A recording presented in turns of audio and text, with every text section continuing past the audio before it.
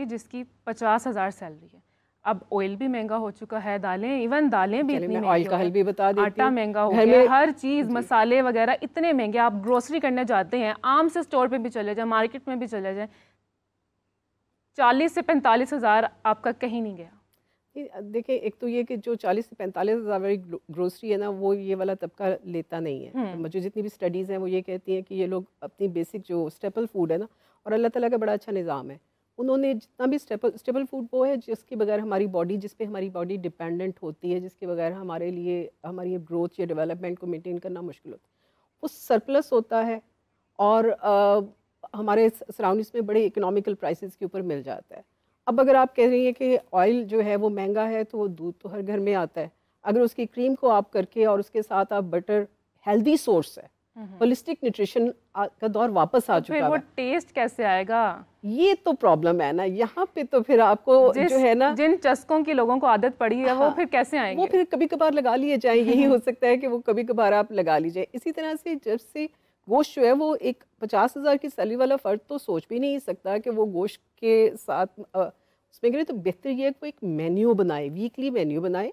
Weekly menu के अंदर जो दिन गोश्त हमें प्रोटीन प्रोवाइड करता है, जो दिन हमें प्रोटीन लेने का है, तो देखें प्रोटीन के डिफरेंट सोर्सेज हैं। ऐसा नहीं है कि अगर आप गोश्त ही खाएंगे तो आपको प्रोटीन मिल जाएगी। आप दालों में आ जाएं। दालों की आप बात कर रही हैं, दालें भी आजकल इतनी महंगी हैं। अब वो लोग जो अफोर्ड ही नहीं कर पा रहे हैं, जो इवन दालें इतनी महंगी हो चुकी हैं कि वो दालें भी अफोर्ड नहीं कर पा रहे, तो वो क्या करें? अच्छा, उसके लिए भी हमारे पास हल है। अब देखें, जो आप did you ever visit any देहात, अगर आपने गांव का विजिट किया हो तो वहाँ पे लोग जो है ना वो बड़ी बेसिक लाइफ गुजारते हैं और उनके पैसे कम भी नहीं होते कभी, कुछ भी हो। उसकी वजह ये है कि देखें, आपने कहा कि दाल एक तो होम ग्रोन फूड है, किचन गार्डनिंग साथ साथ हमारे घरों में अक्सर लोग ये मैं तो बहुत प्रमोट करती हूँ किचन गार्डनिंग को, खुद भी करती हूँ। तो मुझे अक्सर लोग ये जवाब, हमारे पास जगह नहीं है। जगह ना भी हो तो आपके घर में कोई पुराने पॉट्स के अंदर आप डाल के कोई ना कोई चीज़ करके आप किसी ना किसी वेजिटेबल को, वो वाला ख़र्चा जो डेली बेसिस पे होना है वो आप ख़त्म कर सकते हैं। फिर अगर आपको गोश्त अवेलेबल नहीं है या आप नहीं ले पा रहे, मैं ये नहीं कहती कि अवेलेबल नहीं है, अवेलेबल तो हर चीज़ है, नहीं ले पा रहे, तो आपके पास जो ये जो डिफरेंट बोन्स होती हैं या जो ऑर्गन मीट जिसको आप कहते हैं कि जो आपको कदरे सस्ते दामों मिल जाता है, उनके साथ जो है जब आप सूप, सिंपल सूप्स, ये जिसको आप यखनी बोलते हैं, उसके अंदर भी अगर आप किसी सब्ज़ी को बना लेंगे, उसके या चने ऐड कर लें या इस तरह की चीज़ों को ऐड कर लेंगे, तो प्रोटीन आपको उसी अमाउंट की, उसी क्वालिटी की मिल जाएगी। यानी एनिमल प्रोटीन आपको उस सूरत में भी मिल जाएगी जो आपको सिर्फ मटन खाने की।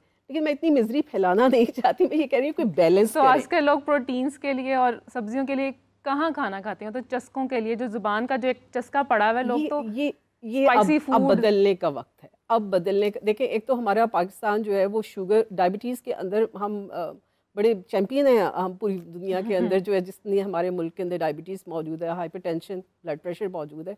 अब बदलने का वक्त है कि आप सादा चीज़ों में, हेल्दी चीज़ों में अपने बच्चों को भी लगाएं ताकि उनकी लाइफ क्वालिटी बेहतर हो सके।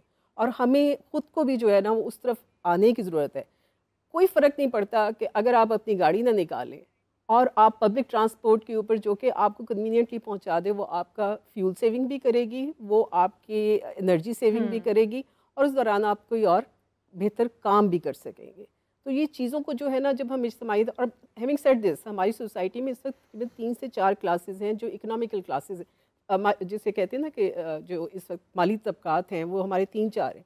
एक वो लोग हैं जिनके पास बहुत ज़्यादा है, एक वो लोग हैं जिनके पास ज़्यादा तो है लेकिन उनका इस्तेमाल हो जाता है, एक वो लोग हैं जिनके जो दिखाने में ज़्यादा है, यानी वो अपना भरम रखे बैठे हैं, लेकिन उनके जो रियल जो उनकी कैपेसिटी है वो बहुत बुरी तरह से मुतासर हो चुकी है।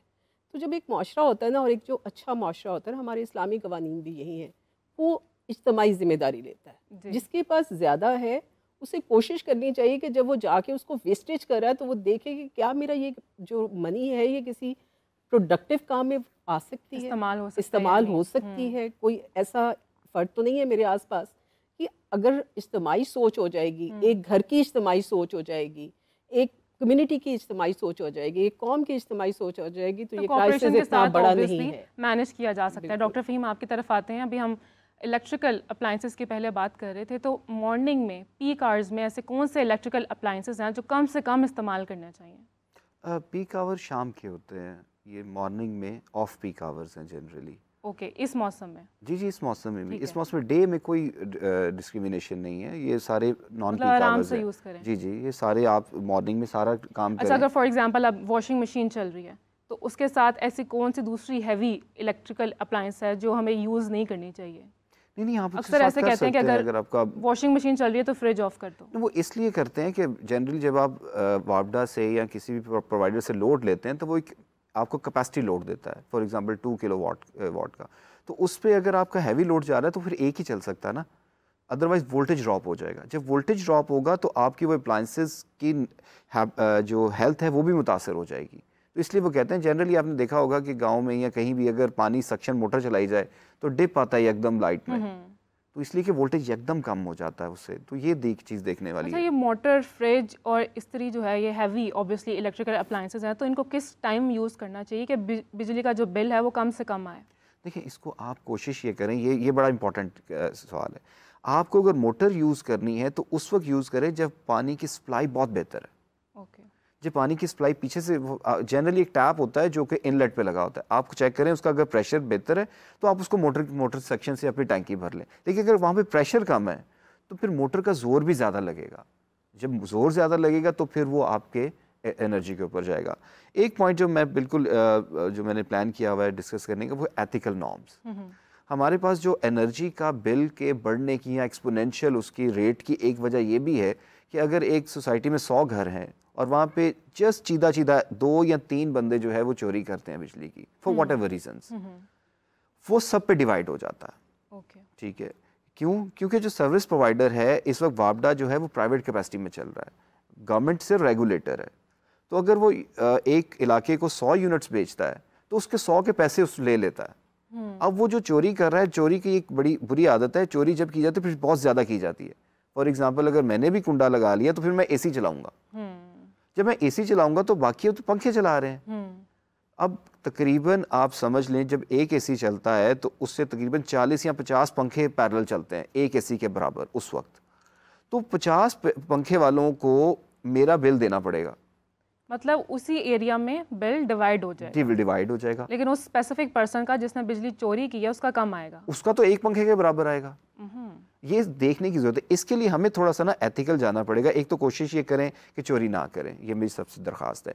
दूसरा ये कि अगर कोई कर रहा है तो उसको पोलाइटली रिपोर्ट करें, पहले उसको सोसाइटी के तौर पर समझाएं, अगर वो नहीं समझता तो फिर पोलाइटली रिपोर्ट करें, क्योंकि वो उसका बिल फिर आप दे रहे हैं, वो आपके खून पसीने से निकल रहा है। एक तरफ आप जो है वो अपनी फैमिली को कह रहे हैं कि आप कंजर्व करें, और आपके साथ वाला एडजेसेंट या सामने गली वाला अगर ये काम कर रहा है तो फिर आपको उसको रोकना पड़ेगा, ये हाथ से रोकना पड़ेगा। अब वो हालात आ गए हैं।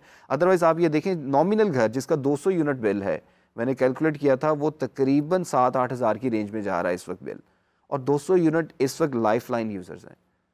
तो अब आप देख लें कि 7-8 हज़ार निकालना, जैसे 40 हज़ार या 50 हज़ार में से सिर्फ बिजली के लिए, तो अच्छा इसका एक तो ये हो गया 7-8 हज़ार। फिर इस 7-8 हज़ार पे 2 महीने बाद या महीने बाद फ्यूल प्राइस एडजस्टमेंट पिछले बिलों की होनी है, वो हम गौर नहीं करते, वो भी 1-2 हज़ार मजीद हो जाता है। तो बेसिकली इस महीने में आपका बिल 7-8 हज़ार आया और 2 हज़ार अभी देना है आपने, वो गवर्नमेंट बाद में लेती है।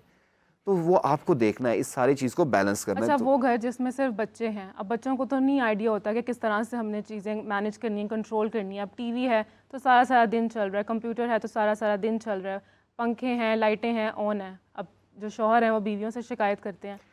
उसके लिए मैडम सोशल बिहेवियर बड़ा ज़रूरी है। अब अगर सब इकट्ठे हुए हैं एक ही चीज़ निकालने में, तो कोशिश करें एक रूम को यूज़ करें। वो रूम कैसा हो जिसका एम्बियंस, जिसका टेम्परेचर बाहर वाले टेम्परेचर से बहुत फ़र्क ना हो। अगर करना है दिन के टाइम पे तो ब्लाइंडर्स यूज़ करें, कर्टन्स यूज़ करें, ताकि अंदर टेम्परेचर 4-5 डिग्री फॉल कर जाए। फिर अच्छा, एक बहुत इंपॉर्टेंट टिप है इसमें जो सोशल है, जो सीलिंग फ़ैन है ना, वो हमेशा गर्म हवा देता है। आप ये प्रैक्टिस करके देख लें, हमेशा गर्म हवा देता है। और जो फ्लोर फैन है पेडिस्टल, वो हमेशा ठंडी हवा देता है। उसकी रीज़न है, जैसे मैंने पहले भी बताया कि सीलिंग के ऊपर होती है गर्म हवा। ये आपने बचपन में ही पढ़ा होगा कि हवा गर्म होकर ऊपर उठती है, तो वो एक्यूमुलेट हो जाती है छत के साथ।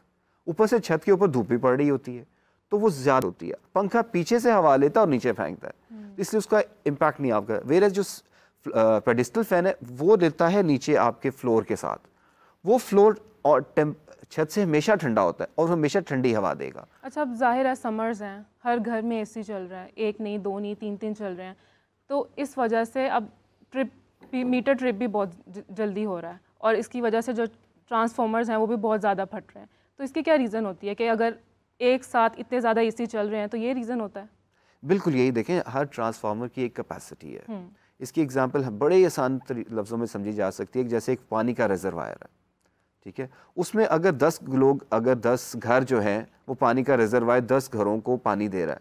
अब उसमें से एक घर ये करता है कि उसमें से 4 फैमिलीज आ जाती हैं। अब जो रिजर्वायर है वो तो 10 फैमिलीज के लिए है, अब 14 फैमिलीज हो गई हैं। तो हमें क्या इंक्रीज करने की जरूरत है? रिजर्वायर को। वो इमीडिएटली तो होगा नहीं, तो फिर हमें ही कुछ देखना पड़ेगा कि एक टाइम पे आपने देखें, जो जब आपका घर में मीटर लगवाया जाता है या बिजली का कनेक्शन दिया जाता है तो वो पूछते हैं कि आपका लोड कितना है। तो बेसिकली आप वापडा को चीट कर रहे होते हैं। आपको जब दूसरा एसी लगवाना है तो लोड बढ़ाएं वापडा से, वो उस हिसाब से फिर आपका जो पीछे ट्रांसफार्मर उसको साइज को भी बड़ा करेंगे या एडिशनल ट्रांसफार्मर लगाएंगे। तो ये चीज़ देखने की जरूरत है कि पीछे से सप्लाई बेहतर आनी चाहिए। अच्छा, यहाँ पर अब कुछ लोग होते हैं जो एक घर में कहते हैं कि 3-3 मीटर्स उन्होंने लगवाए होते हैं, तो इसका कुछ इफेक्ट पड़ता है बिल पर? क्योंकि उनकी ये सोच होती है कि अगर हम 3-4 लगवा लेंगे तो बिल डिवाइड होके आएगा, 1 मीटर पे मोटर चल रही है, 1 मीटर पे एसी लगवाया हुआ है, तो इसका कोई इफेक्ट है? नहीं, सर्टेनली इसका इफेक्ट है। जनरली जो आपका पावर प्रोवाइडर है वो तो देता है आपको न्यू मीटर बेस्ड ऑन कि एक नई फैमिली आ गई है। तो अगर आप लेट्स से कि 4 फैमिलीज आ गई हैं और 4 मीटर हो गए हैं, तो वो जैसे मैंने कहा कि आपका जो टैरिफ है वो एक्सपोनेंशियली ग्रो करता है। तो अगर आप उसको एक्सपोनेंशियल ग्रो को रुकवा देते हैं, 4 में डिवाइड कर देते हैं, तो फिर आपका मीटर हर हिसाब से जो है ना वो बैलेंस आ जाता है, थोड़ा सा उसमें बचत हो जाती है।